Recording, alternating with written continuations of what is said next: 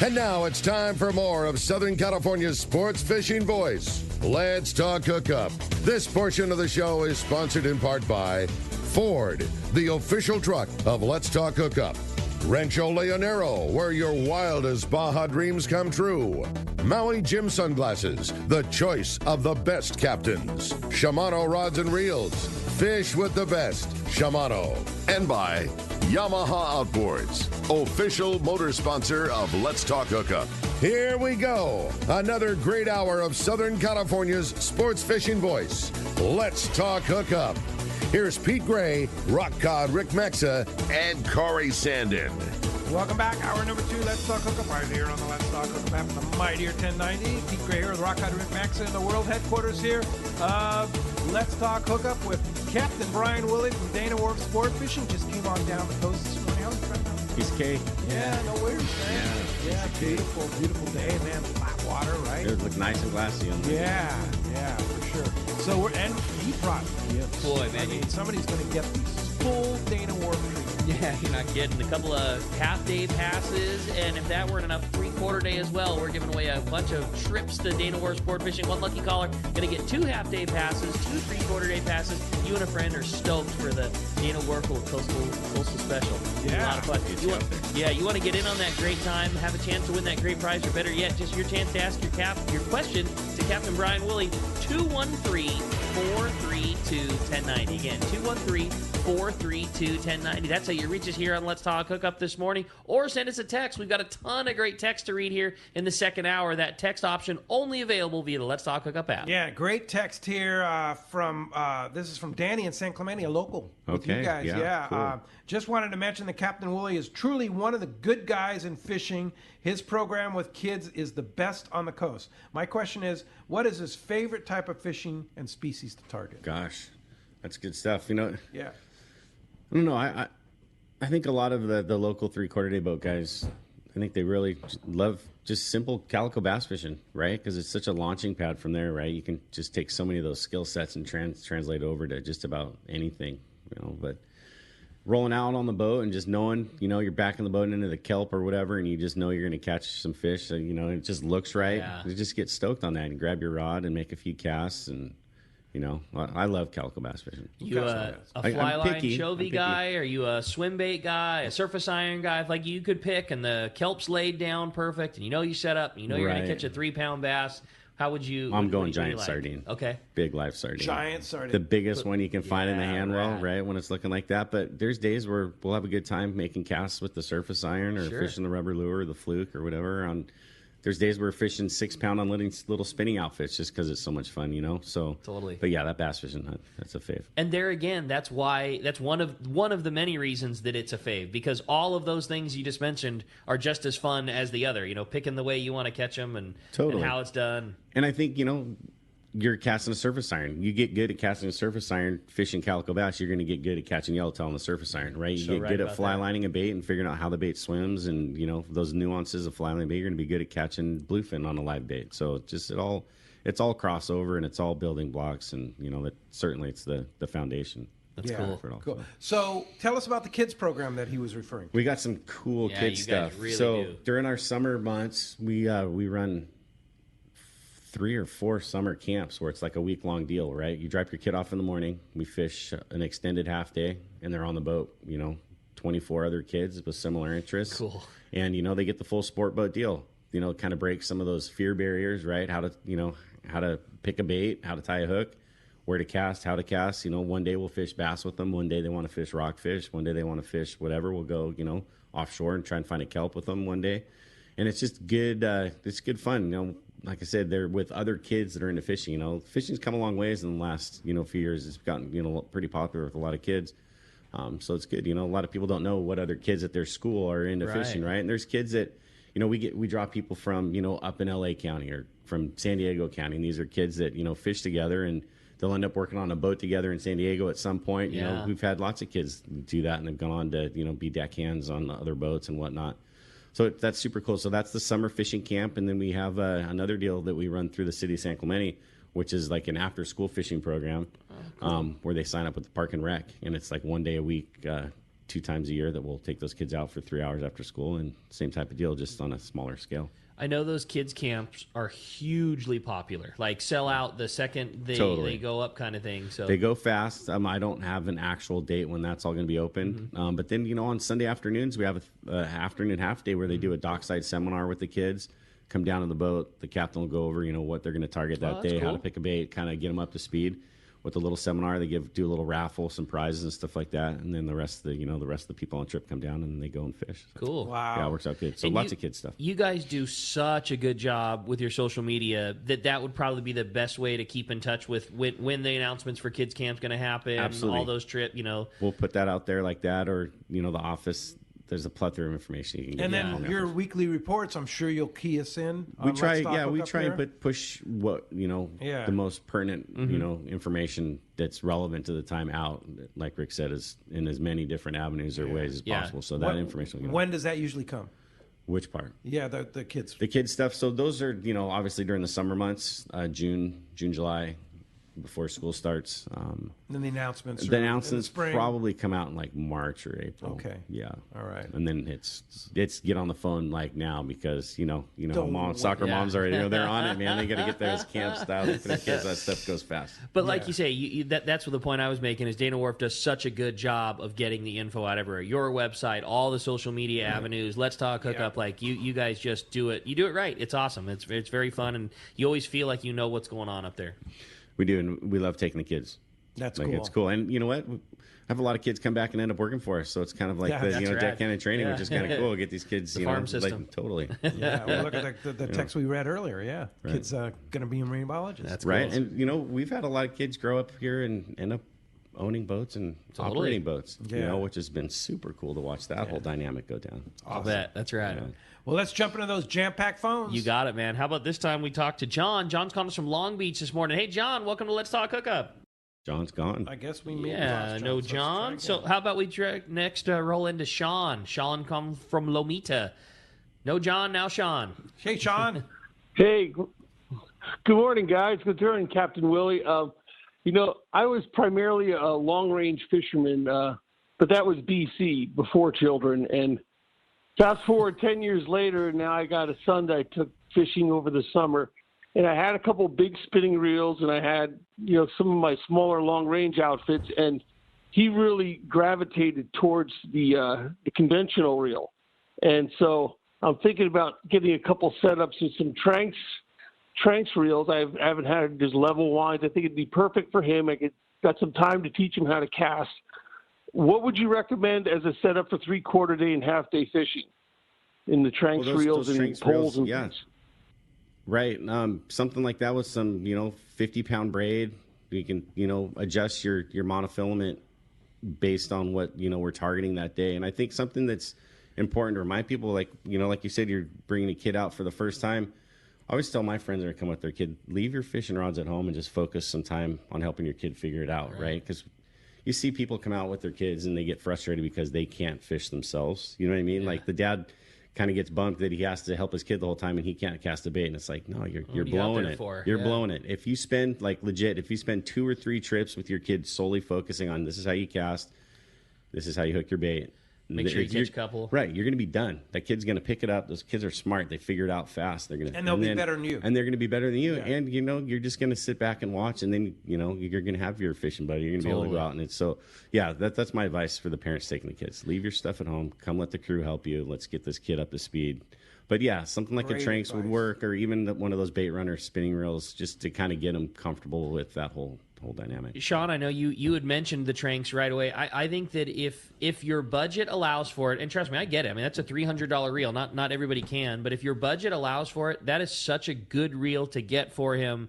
You said he already gravitated towards conventional reels, so he's obviously got the idea of it. The reason is the variable braking system on that reel, when fully engaged, is a really, really good reel for a beginner to learn how to cast. Hard to backlash. I'm totally aware that sometimes budget just doesn't dictate, everybody being able to provide that for their kid. It's an expensive reel, but if you can, when you really turn that thing up, it's going to work with his his skill set that he's just building with it, and very easy to adjust it too. So you crank all the brakes on. He's going to learn the fundamentals of how to cast the reel. Might not get the same distance that you're going to get, but he's not going to have backlash, and he's going to make a lot of consistent good casts. And as his skills increase, you can just start backing those centrifugal brakes off, and that reel will, it'll engage with him. As he starts to get a little better, you go to 3 or 4 breaks, and then you go to 2 or 3 breaks, and then 1 or 2, and then all of a sudden he will be able to achieve that distance. But he's not going to be learning. You're still going to get a backlash or 2, but they won't be real deep and they won't be real difficult. Manageable. And, you're going to learn how to do it with the reel. So it's a great call you're making to start him off with that one. Good for you. And good advice from Captain Woolley too. Come on down, that help kid, you. Now that's the cool thing about Dana Wharf is you guys really cater to the kids. It's nothing's better than watching a kid have a good time and catch something, right? Yeah, so for sure. It's worth it for sure. Thanks for the call. Appreciate that. Here's a good follow-up. John from Vista says he's trying to get some information on making a donation to Rollo's kids. He called yesterday but couldn't get through. I want to make a donation to help Rollo's kids. So the easiest thing to do is Captain Rollo's, ROLLO.org. That is the website. CaptainRollos.com, excuse me. I have to look it up. CaptainRollos.org or .com. I'll find it out. But that's the best thing to do. But if you want to make a donation in tackle, any like Fisherman's Landing, any of the local tackle stores that'll accept donations in tackle. I believe there's some Dana Wharf will accept. We'll take some stuff. You'll take stuff, and that's how you get it. So if you have tackle to donate, just call Dana, like in Vista. You could take it to Dana Wharf. You could take it down to Fisherman's Landing. You could take it to Dana Landing in Mission Bay. Yeah. There's several locations. I think anyone would take it, right? I think everyone's on board with making sure stuff gets to the right place. So I don't think, totally make it work. You are right. CaptainRollos.org. .org. Is the website. And it is truly that easy. We have people do it all the time. We've got a little locker outside that we keep it all in.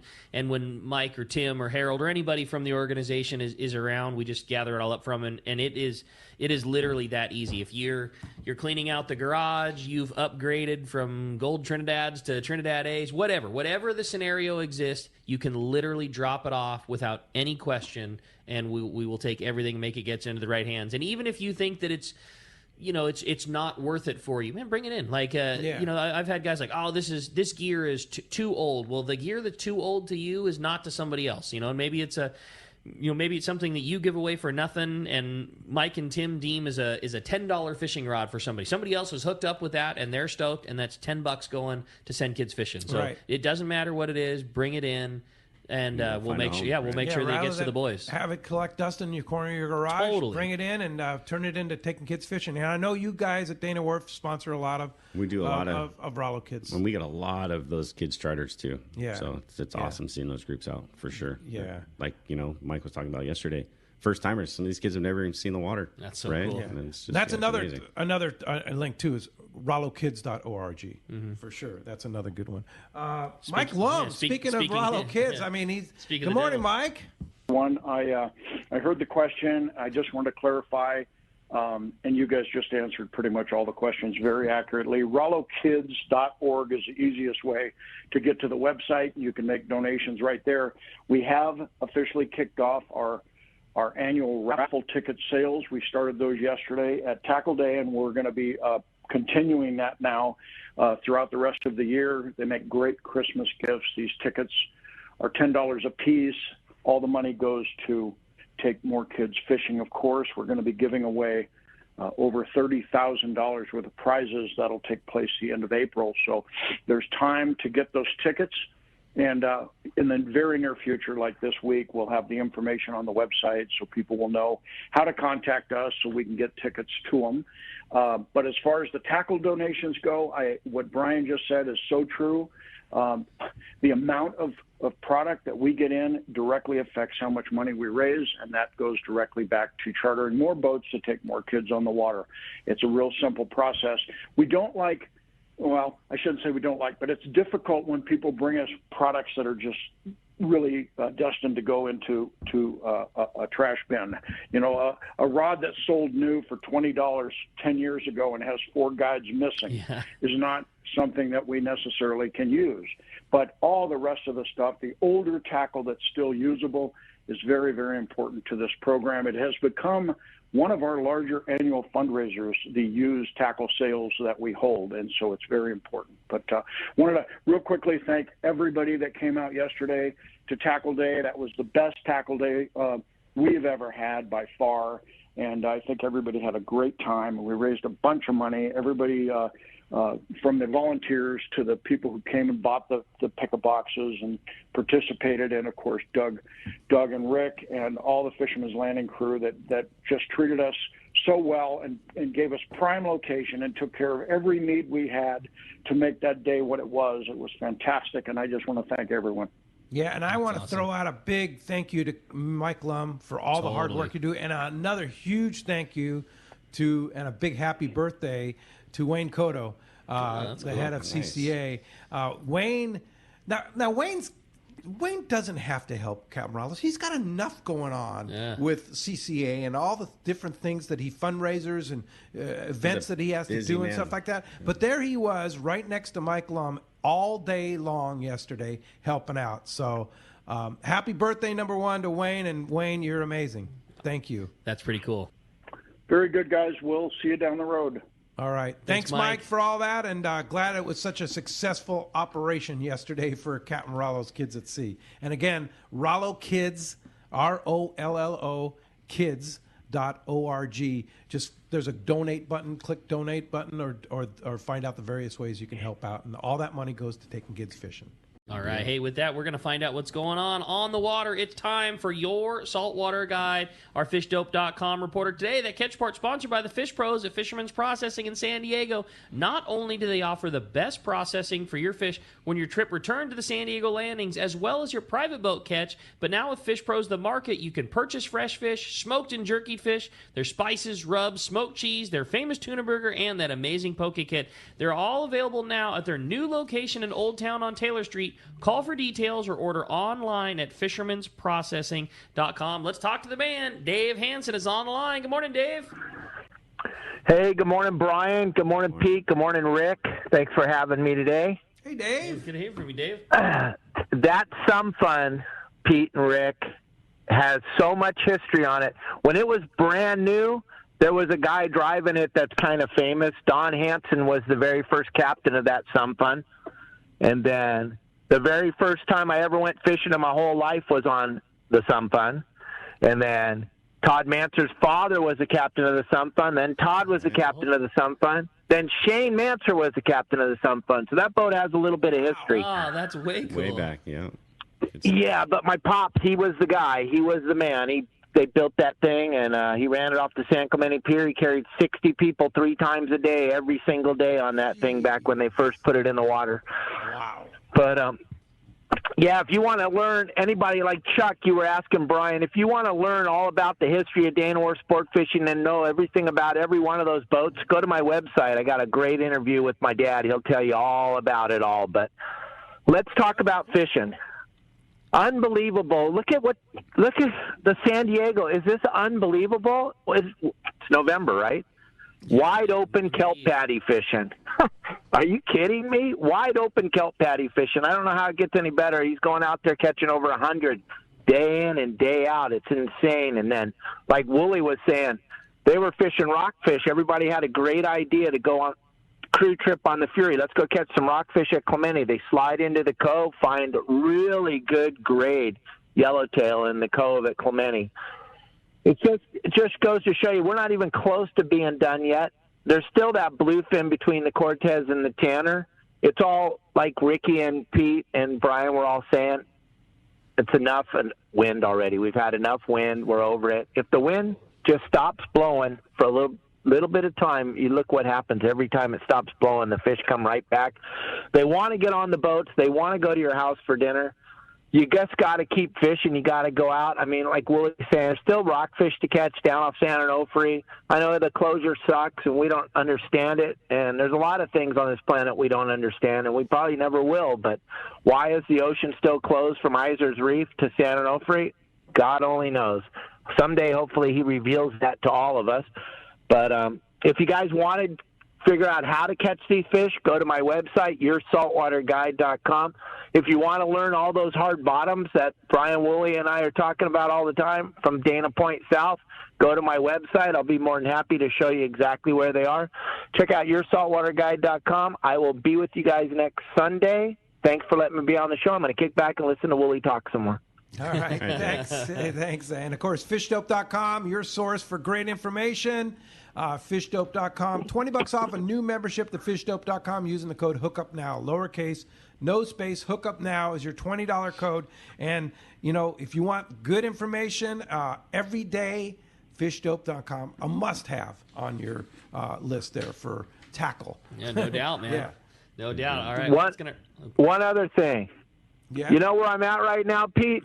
Where? I'm driving an F-150 brand new super cab with a 29-foot Boston Whaler hooked to the back of it. I left Fort Lauderdale yesterday morning. I'm in Lafayette, Louisiana right now, and I'm going to end this trip in Puerto Vallarta. Whoa. Are you kidding me? You're towing it down there? Yes, sir, with this brand new F-150. What a beast.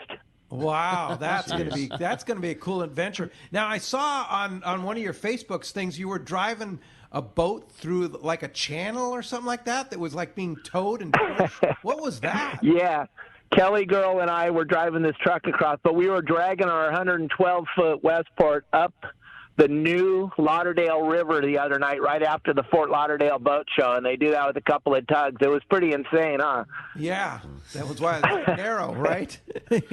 Super narrow. It's unbelievable. Those towboat drivers, they're insane. They are insane. I just couldn't believe it. I had to film it. It was just pretty bitching to be a part of. Yeah, I can imagine. Cool. Well, thanks, Captain Dave. YourSaltwaterGuide.com. Hey, safe travels. And I guess Thank you. I guess we'll talk to you next week from Puerto Vallarta. Somewhere. We'll be somewhere on the planet Earth. Who knows where. Until you get there. All right. Safe travels, Dave. See you, Dave. Bye, guys. That's going to wrap up our catch report. Hey, that's sponsored by Anza Knives, handcrafting knives in the USA for over 3 decades. Check out the Fish Pro series and the custom other knives from Anza, including that yellowfin and bluefin. They're all made from high-carbon steel, which holds a great edge, and they're easy to sharpen. Anza Knives are the finest fillet knives ever produced. Anza also offers knives from military, law enforcement, and hunting. Check AnzaKnives.com for more and get the Fish Pro series available at Fisherman's Processing. All right, let's jump back into those jam-packed phones. You got it. This time we're going to talk to Kevin from Pacific Beach. Good morning, Kevin. Thanks for joining us here on Let's Talk Hookup. Good morning. Thanks for having me on. I just want to make a couple Kevin. comments and then a question.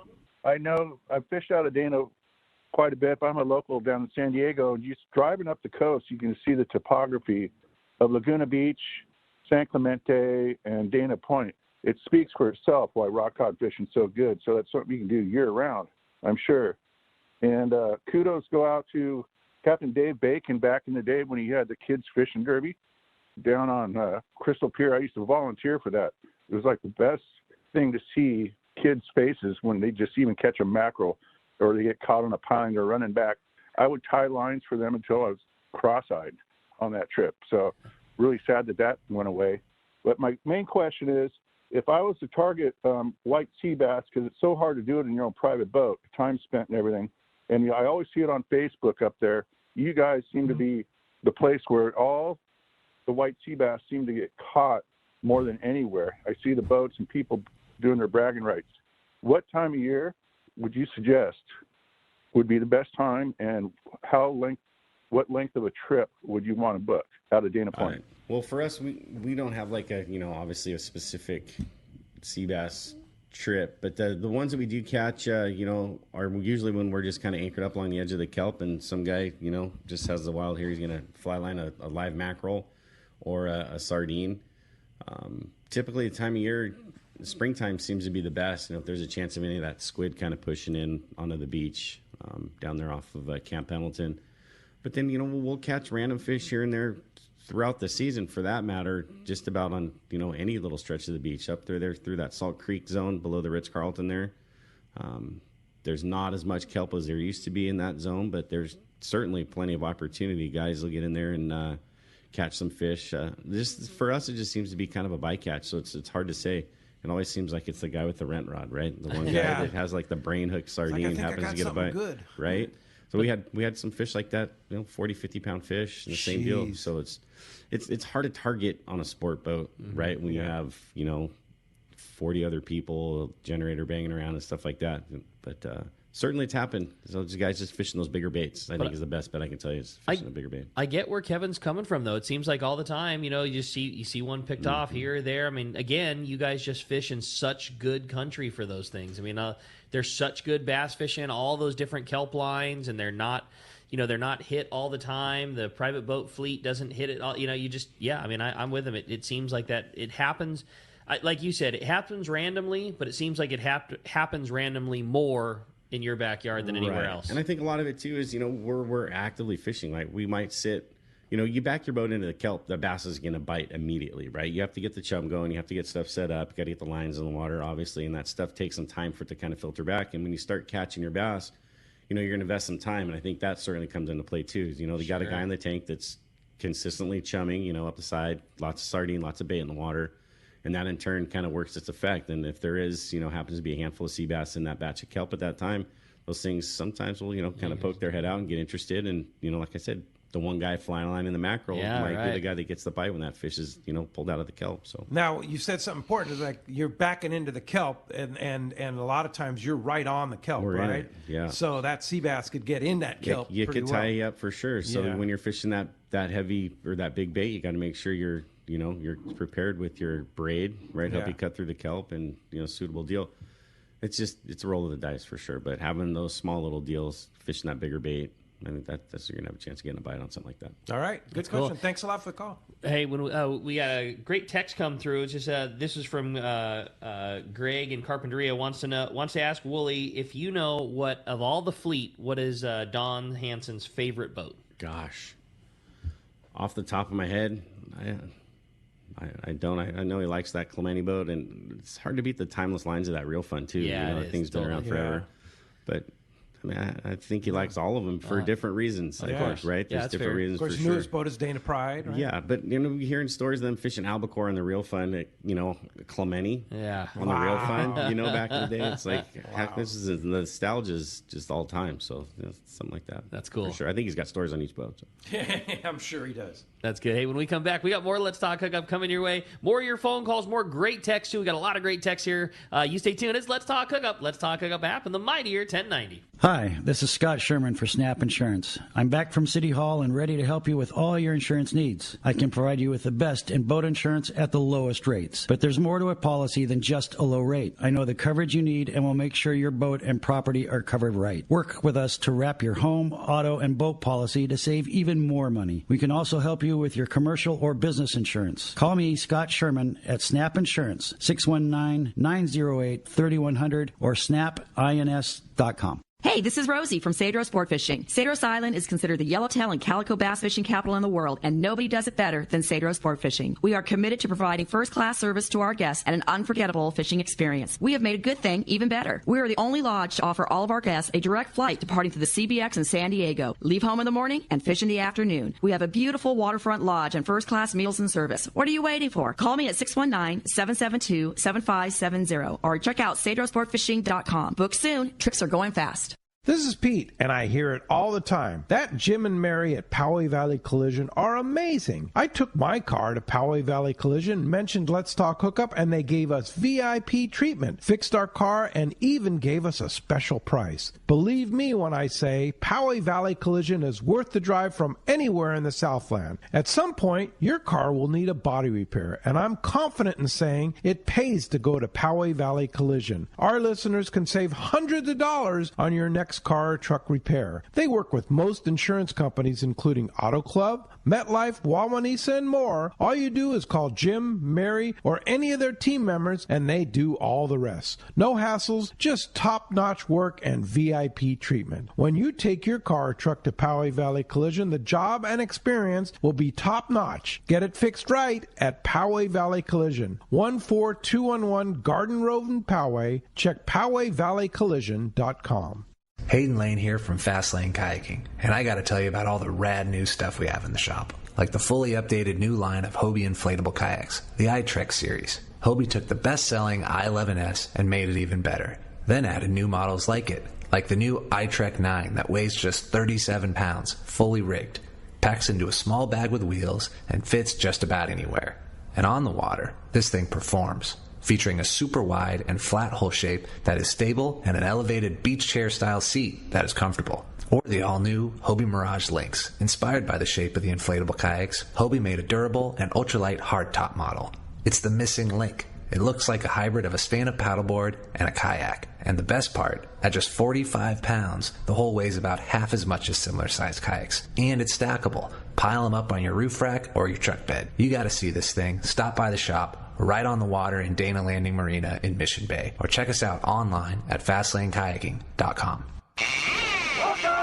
Welcome back to Let's Talk Hookup. We're having a great time here this morning, talking Dana Wharf sport fishing, having a great time. Still plenty of shot for you to get through. If you want to join us on the phones, that's 213-432-1090. Not only your opportunity to talk to Captain Woolley, but also a great prize. We're giving away 2 half-day passes and 2 3/4-day passes to Dana Wharf sport fishing. Yeah, hey, just heard from an old friend, Carlos in West LA. Remember Carlos? Oh, of course, man? Yeah. totally. He said, good morning, fishers. I just cleaned out my garage and found a lot of old school Worm King plastics in perfect condition. Wow. Cool. Hey, I can't wait to use them up. Are there Twilight trips at the landing? Not right now, not this time of year. We'll kick into that into the spring.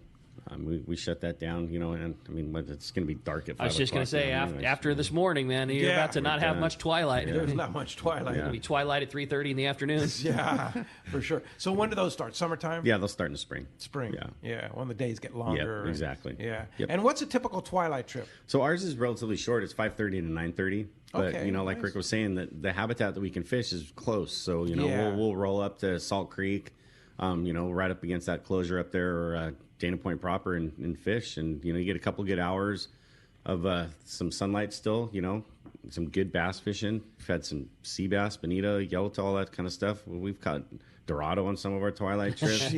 So, and then, once it gets dark, we'll go set up on a rock or something and pick at some sand bass, some scolding. Calico bass fishing was my dad's favorite thing to do, and we a bunch of times when Mills was at the landing would drive up to Dana Wharf and do twilight fishing with Mill. Like, he would get off of work and we'd go on the boat and fish calico bass, twilight fishing. It's just, it's awesome. It's a great way to spend an evening too. And yeah, I mean, you said it, you're fishing 5 minutes after you clear those jetties. It's cool so way cool. to decompress from a day at work too. Big time Get out there and catch a couple fish and go. Salt Creek, barn kelp, very known habitat for black sea bass. Do you get a lot of black sea bass? We see a lot. Yeah. Yep.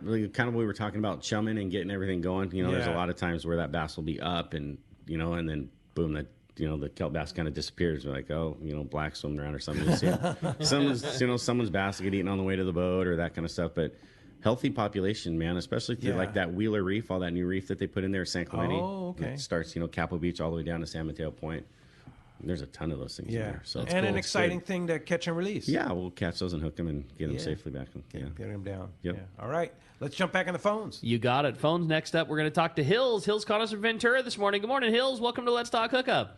Good morning, guys. My question was about black sea bass. I had a question for Rick. How heavy? No, it's all good. But for Rick, how heavy of a fish can you land with a Gamakatsu Nautilus light? Was my question, and then I was going to ask Woolley about black sea bass. Like, how many does he seek? And I think he probably has an advantage with marine biology information because I think Steve Crook, the eminent marine biologist's son, worked with them there, and he probably gets a little, stuff about, like, can you, avoid the black sea bass, or do you don't even try? There's been times where we've had to move the boat, You know, Really? because we're hooking so many of them in certain spots, certain rocks. I mean, there's certain spots, like, okay, we've got 15 minutes to make a catch real quick before we get invaded. No way. Yeah. They take it over from us. Right. And That's then you're wild. like, okay, we'll move.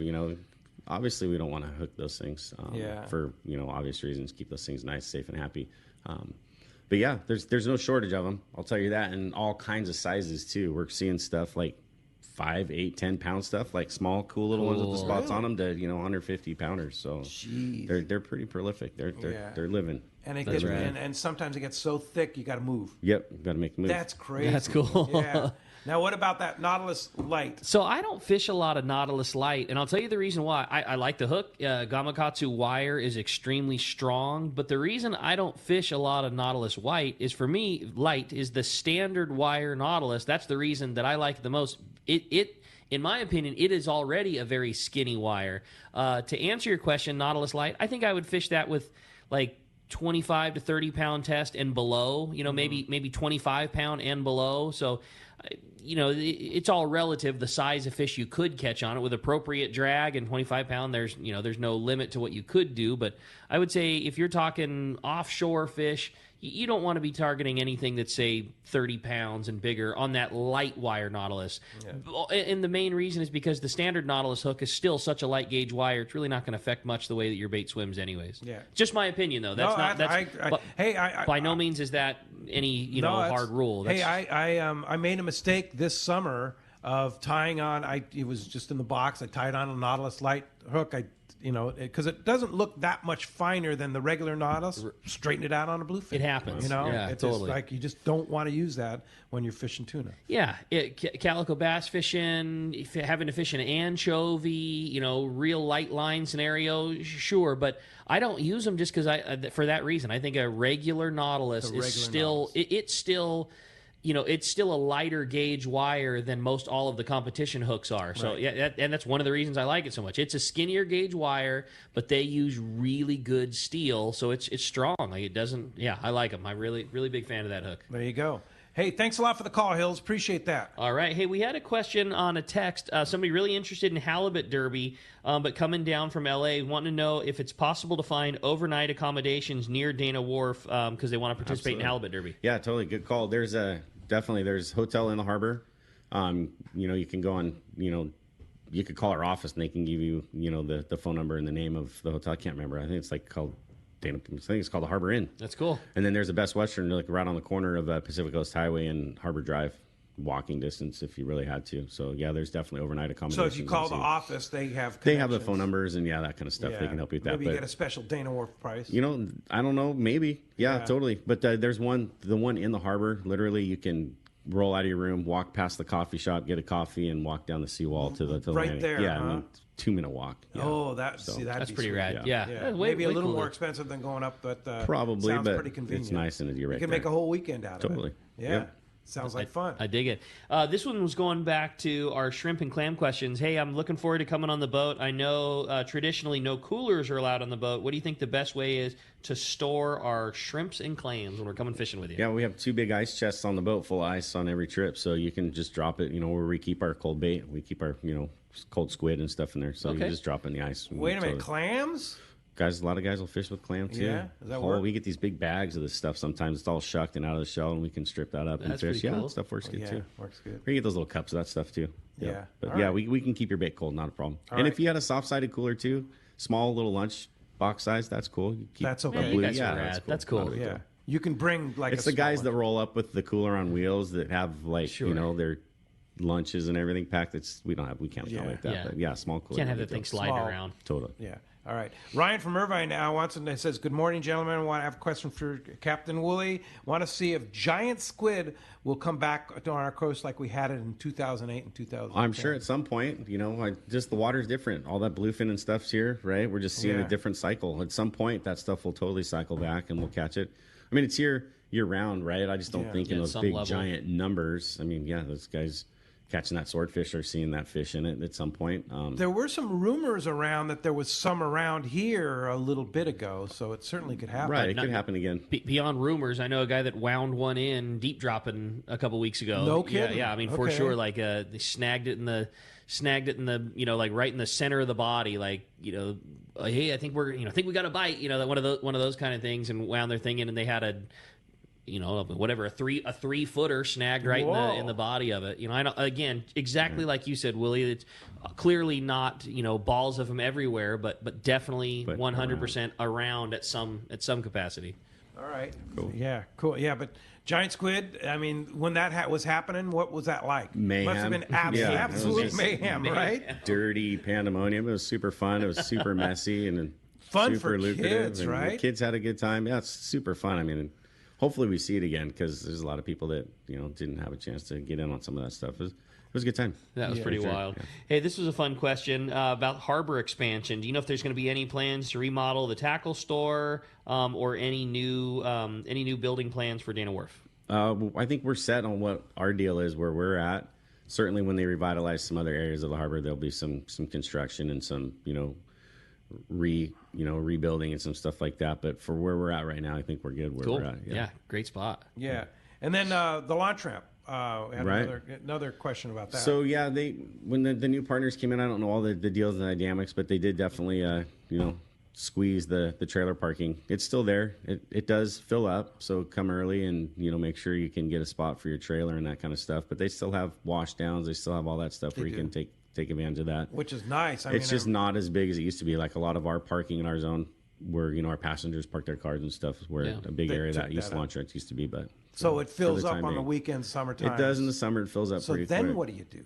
That's a good question. You should do it. Yeah, you because just. There's really no place. I know they have some overnight accommodations. They've got some guest slips in the back of the harbor and some stuff that you can drop your skiff and park the night before or whatever kind of a deal. But yeah, I mean, it is what it is. It's kind of not my world. Yeah, exactly. But it's there. Yeah. So is that parking lot? Because I used to launch a lot at Dana Wharf or Dana Point. Okay. Is it half the size it used to be? Probably, maybe a little less. Wow. Yeah. Yeah. So really tough. So I don't know how many boats. Because it's a great launch ramp. It is. It's easy out bait right there, right? Yeah, boom, boom, fuel dock and everything right there. But it's easy. It's changed. Yeah, it's definitely changed. When it comes to parking, we always just say you just figure it out. And people will say the same thing, like, what's it going to be like to park at Fisherman's Landing in the summertime when the tuna are biting? Like, you know what? For the last 50 years, with every boat in the fleet from all three big landings being full, everybody figures out a way to get parked and get on the boat. Like, is it a bitch in the middle of the summertime? Yep, it is. But you know what?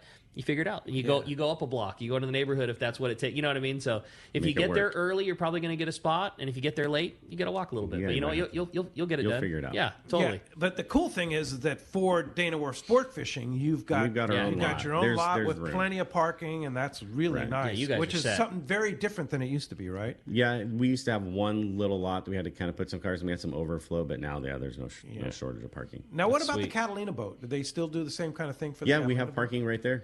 Oh, it's right there. Before it was kind of a little bit of a walk to Yes, kind I of get remember the park, that. but now it's all in that same And zone. they still run that Catalina flyer there? It still runs. Yeah. Yep. So you go check in, they'll give you all your parking stuff for Catalina too. Same deal, kind of like us. You go get checked in with them and they'll give you your parking. Yeah, and it's right there at the same spot. It's in our office. It's in your office. Yeah. Yep. Yeah, really cool. Yeah. That's rad. All right, well, let's jump back into the phones. Let's talk to Harry. He's called us from La Jolla this morning. Good morning, Harry. Welcome to Let's Talk Hookup. Good morning, gentlemen. It was good to hear Rosie this morning. Last July, I was fortunate to be part of a group that went to Cedro's, and by 9:40 in the morning, we had gotten our limit of yellowtail, and we then decided to go halibut fishing, and we did real well. So what Rosie said about the halibut is so true. That brings me to the next point, though. Several years ago, out of San Diego, we had halibut fishing trips that were dedicated to going down to Imperial Beach. That's not happening anymore. Brian, are there any dedicated halibut fishing trips from Dana Wharf? Yes. We just started our actual halibut derby. Targeting a halibut down here is completely different than targeting anything like in Alaska, right? So, it's a lot of moving around. It's a lot of driving, but we do during our halibut derby have drift specific, like just straight. That's all we're doing is drifting for halibut, and those trips are on Fridays and Sundays. They run from 7 to 4, so it's a 3/4 day type trip. And you're automatically, when you buy your ticket for that trip, you're entered into the derby, and you catch a fish. We have monthly prizes for the biggest fish of the month. Some pretty amazing prize packs that sometimes are $400 or $500 values.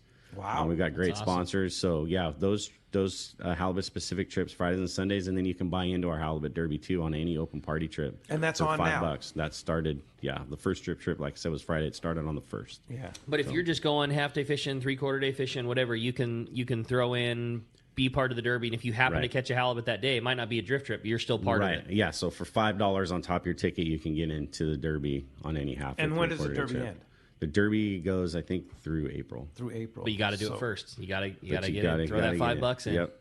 That's Get cool. in on it, yeah. Hey, Harry, thanks a lot for the call this morning. Speaking of halibut, you have any advice for a guy in his own private boat for drifting for halibut? It's kind of one of those mystery fish. Where do you go? What do you do? What do you look for? I think we've had some of our best successes when we find those hard bottom spots with some of that mud that butts up against the edge of it. Out in some of that deeper water where you typically find those big schools of sardine or mackerel. Where you can kind of see where the birds are usually working. How deep? 15 to 30 fathom. We've caught some fish out in some deeper water, and don't be afraid to use a big mackerel for bait. Obviously you got to use a suitable size sinker to keep that down near the bottom. But that fish is, it moves around too. And, they like to live kind of on the edge of that reef out in that mud and stuff to pursue their prey that's kind of coming into the reef to seek refuge, right? To kind of hang out.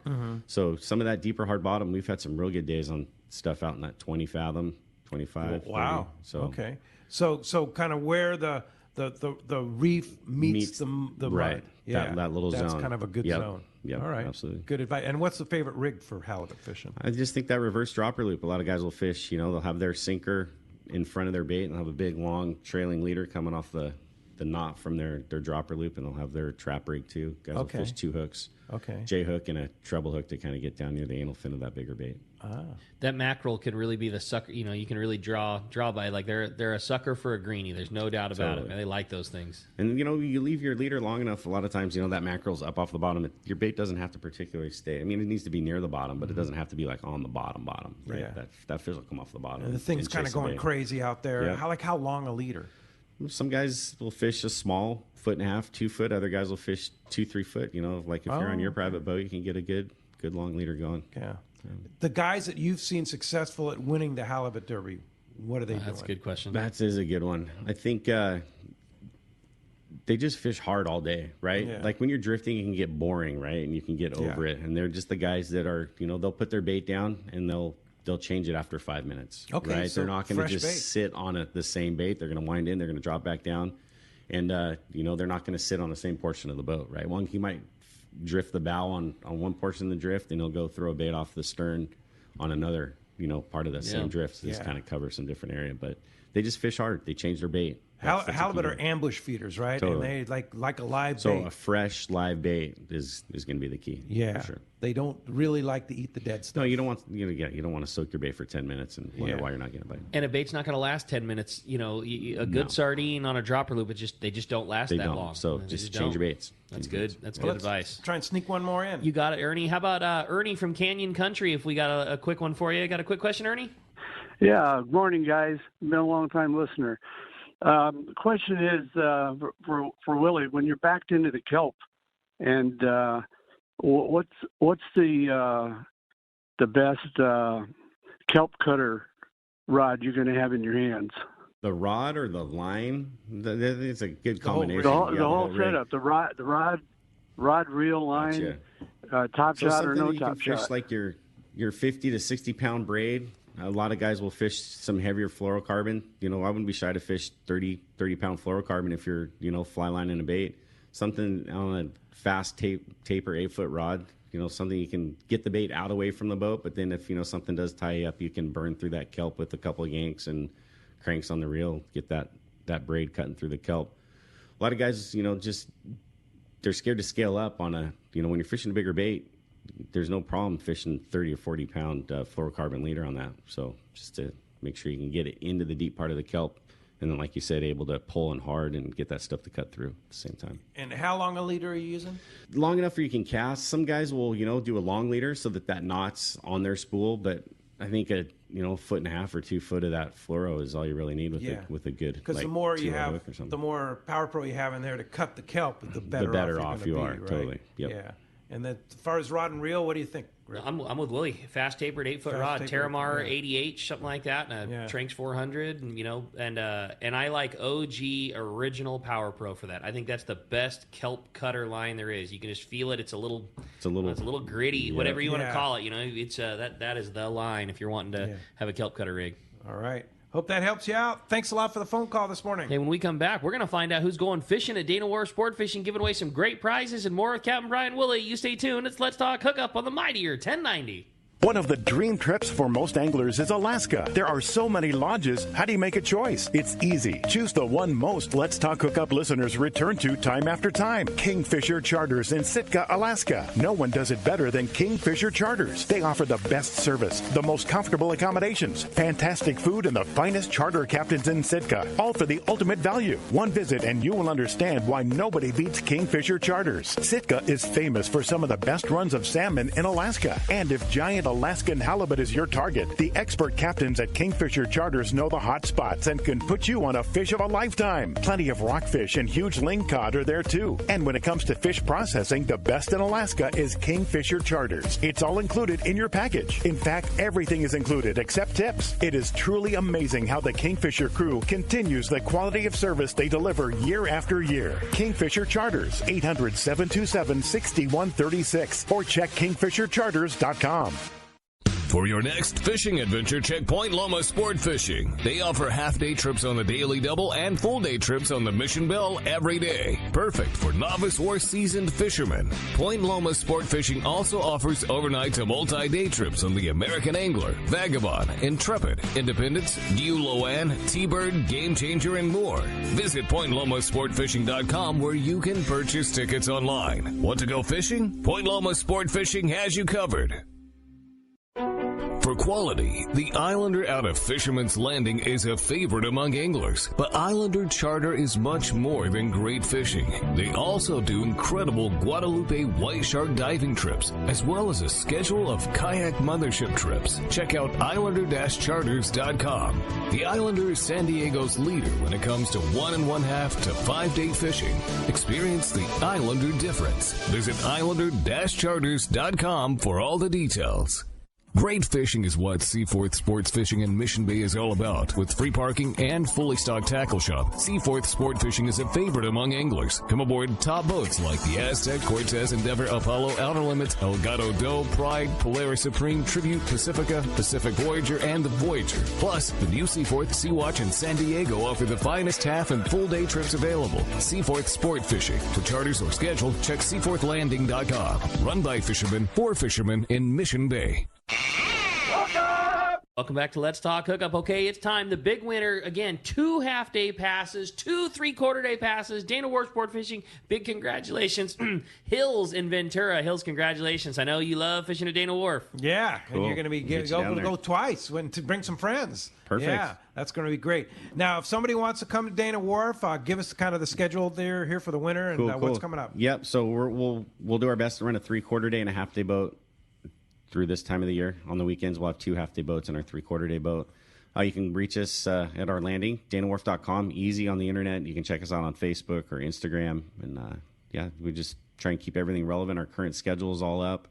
And if you guys have any questions, you can always call the landing office, and they will go over it and let you know what's going on. Yeah, great staff at the landing and really good people and stuff like that. They'll keep you going. So, And phone number there? Our phone number up here is 949-496-5794, or you can link us to right through the Let's Talk Hookup page and get you right on there. Right on the front page of the Let's Talk Hookup website. Yeah, totally. Easy game. Easy cake. Yeah, well, great. Thanks for all your hard work for the reports every week. We really appreciate it. It's always a highlight for us to hear you talking about the good fishing up there. And thanks to all the support to the Hanson family. And I'll pass it on, and all that they do for many, many years with Let's Talk Hookup. And we'll look forward to having you back. And maybe love to do it again. Maybe can drag Mark us down Yeah, next time. Yeah, for if sure. he's not on a day and a half trip. Right.